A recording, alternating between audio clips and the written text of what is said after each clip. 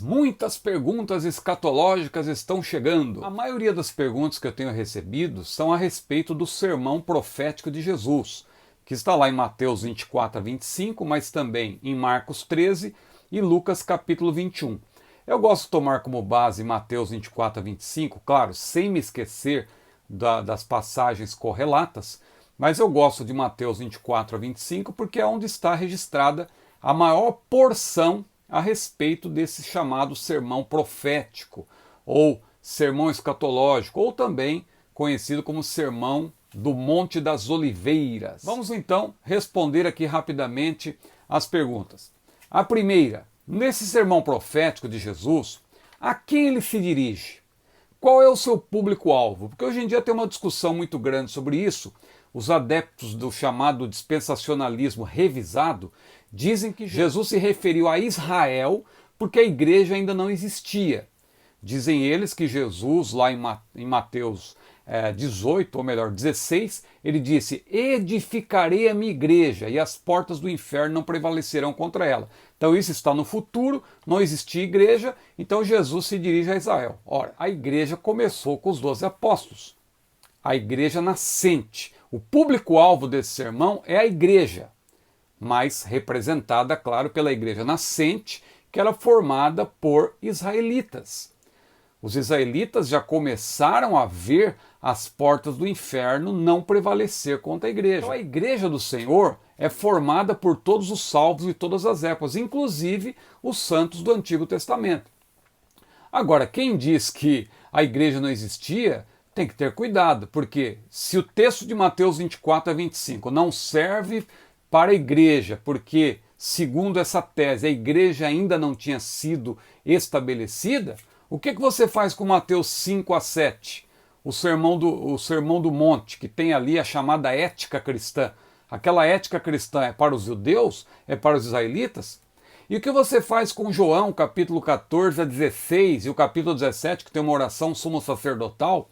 Aquele sermão que é o último sermão em que Jesus fala do Espírito Santo, ele fala do outro Paráclito, ou o outro Consolador. Inclusive ele fala ali da sua vinda, quando ele disse: virei outra vez e vos levarei para mim mesmo, para que onde eu estiver estejais vós também. Então tudo isso não serve para a igreja, porque segundo essa tese a igreja ainda não estava estabelecida. Veja, a Bíblia explica a própria Bíblia.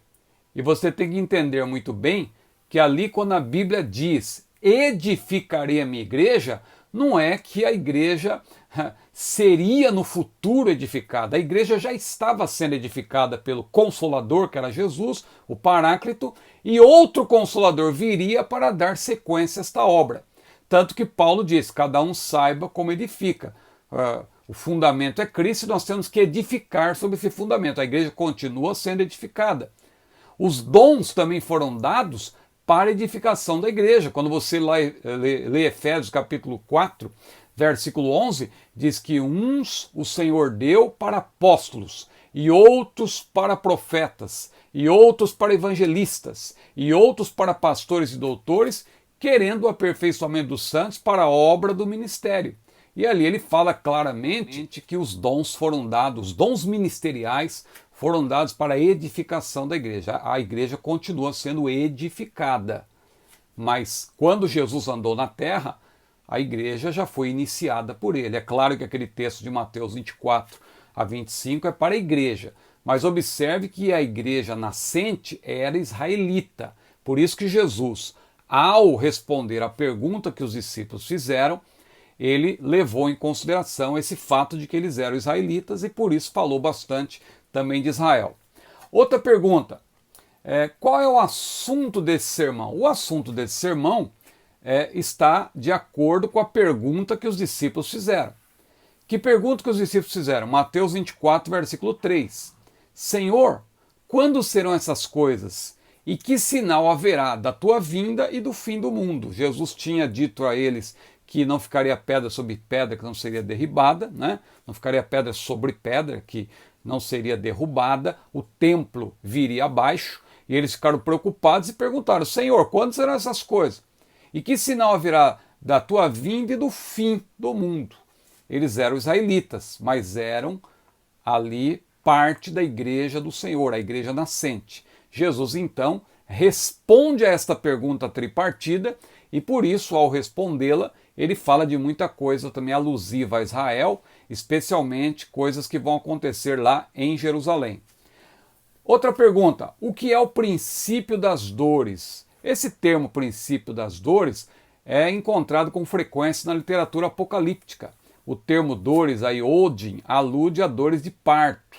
Então, quando Jesus fala do princípio das dores, são aquelas dores iniciais, quando a mulher está para dar à luz, e elas vão se intensificando na medida que vai chegando o momento de ela dar à luz. Paulo também falou lá em 1 Tessalonicenses capítulo 5 das dores de parto, não é? Das dores de parto. Então veja que princípio de dores fala do início das dores, que são uma indicação de que o grande momento está chegando, não é? Então são, na verdade, indicadores, são sinais indicadores de que Jesus breve virá para desencadear e para fazer com que aqueles acontecimentos escatológicos que estão para acontecer, eles comecem então, haja o start. E nós sabemos que o evento desencadeador de tudo isso é justamente o arrebatamento da igreja. Nós já estamos nos últimos dias, mas está se aproximando ali a culminância desses últimos dias. Os últimos dias que, a rigor, começaram no dia de Pentecostes. A Bíblia é clara ali, quando Pedro cita o termo últimos dias, os últimos dias já começaram ali. Mas existe a culminância, há uma gradação, não é? Veja que João também falou da última hora, e ele falou isso há 2000 anos. Então nós já estamos agora aí, possivelmente nos últimos segundos dessa última hora.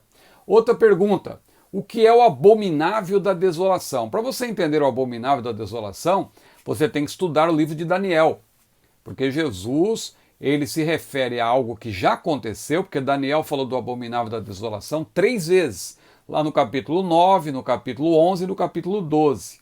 É bom se dizer que o que está no capítulo 11 já se cumpriu em Antíoco IV, também conhecido como Antíoco Epifânio. Quando ele entrou no templo, no período interbíblico, ele sacrificou o porco, ele colocou uma estátua de Zeus dentro do templo. Então o abominável da desolação já aconteceu. Mas Jesus, o que ele disse? Quem lê, que entenda. Por quê? Ele quis dizer o seguinte, que há nessa profecia de Daniel, aí uma justaposição de acontecimentos, ou um duplo cumprimento. Já se cumpriu parcialmente lá no período interbíblico, mas ainda haverá no futuro um outro acontecimento em que também ali o falso profeta, que é um preposto do anticristo, ele vai entrar também no lugar santo. Ele vai ali também colocar uma estátua do próprio anticristo para ser adorado. Ele vai profanar o templo. Isso é chamado de abominação da desolação no futuro, mas ela já aconteceu no período interbíblico. Por isso que Jesus disse, quem lê que entenda. Ele quer dizer o seguinte, da mesma forma que aconteceu no período interbíblico, vai acontecer, mas lá no futuro, lá no período tribulacional. Outra pergunta, o que significa a frase ai das grávidas? Muita gente aí diz, olha, ai das grávidas, porque quando Jesus voltar, a criancinha que estiver no ventre da mãe que não é salva, vai sair e tal, e vai ser uma tragédia muito grande. Não, ali a Bíblia não está falando nada do arrebatamento da igreja. Ali Jesus também, justapondo acontecimentos, ele falava, claro, do que aconteceu no período, ainda no primeiro século, no ano 70, quando Jerusalém foi tomada pelo exército romano, ali pelo general Tito, né, que invadiu Jerusalém, e as mulheres fugiram, e por isso Jesus falou, ai das grávidas. Mas ali também há uma justaposição, há um duplo cumprimento, porque isso vai acontecer também no período tribulacional, mais precisamente na grande tribulação, que é o período final. Desse período tribulacional haverá sim uma grande fuga, e Jesus falou, ai das grávidas e das que amamentam. Você tem que ler também o que está em Lucas 21, que está em Marcos 13. Jesus fala não só das grávidas. Agora, quem faz essa afirmação fantasiosa que vai ser no arrebatamento, claro, aqui eu faço uma pequena explicação, que é o seguinte: o que vai acontecer com a mulher grávida que não for arrebatada? O que vai acontecer com a criança? Eu penso que a criança vai continuar lá.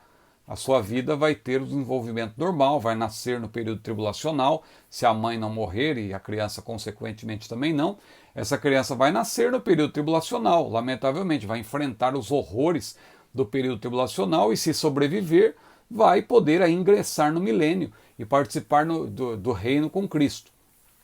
Agora, no caso da mãe salva, aí é diferente, porque se a mãe salva é arrebatada, e a vida da criança, embora seja outra vida, mas dependente da vida da mãe, se a mãe é arrebatada, é óbvio que essa criança também, que já tem o germe do pecado, mas ela não tem consciência do pecado, para que ela vai ficar nesse mundo? Eu creio que ela também será arrebatada, embora a Bíblia não diga isso claramente. Eu creio que, no caso de uma mãe salva sendo arrebatada, a criança no seu ventre também será juntamente com ela, também será arrebatada.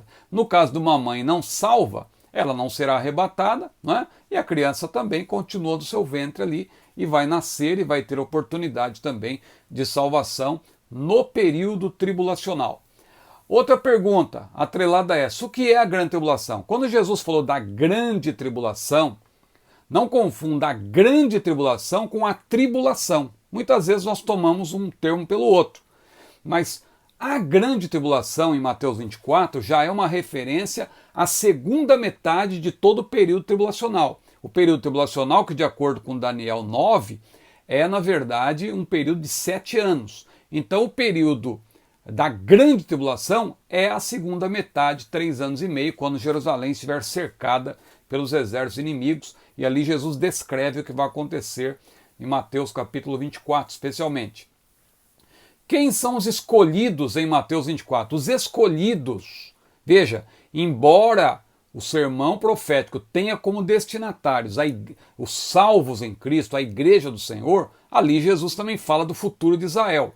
E quando ele fala dos escolhidos, claramente, os escolhidos ali, se você comparar com Romanos, se você ler também Apocalipse 12, quando fala ali do remanescente, dos restantes, né? Que é justamente o remanescente israelita, que é aquela mulher vestida do sol, que está lá em Apocalipse 12, que assim que o menino, que é Jesus, o menino é tirado da terra, ou seja, quando Jesus é assunto aos céus, porque aquela passagem tem uma revelação parentética que fala do passado também, então quando Jesus é tirado da terra, aquela mulher, ela é levada, ela recebe ali asas de águia, né? E ela vai para o deserto, onde será sustentada por 1260 dias, que é justamente 3 anos e meio, a parte final do período tribulacional, e ali o texto deixa claro que é o remanescente israelita. Aqueles são os escolhidos que Jesus menciona em Mateus 24.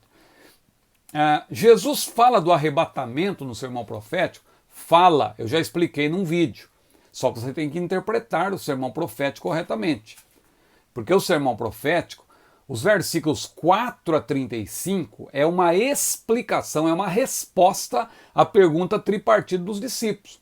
Jesus finaliza essa resposta no versículo 35, quando ele diz: passará o céu e a terra, mas as minhas palavras não passarão. Então, como a pergunta foi abrangente, ali Jesus falou de várias coisas. Jesus falou desse período de dores, do princípio de dores, os sinais indicadores da sua vinda. Ele falou da tribulação, ele falou do que vai acontecer logo após o período tribulacional, a sua manifestação em poder e grande glória, e ele então finaliza a resposta, como se estivesse fechando um parênteses que ele abriu para responder aquela pergunta tripartida.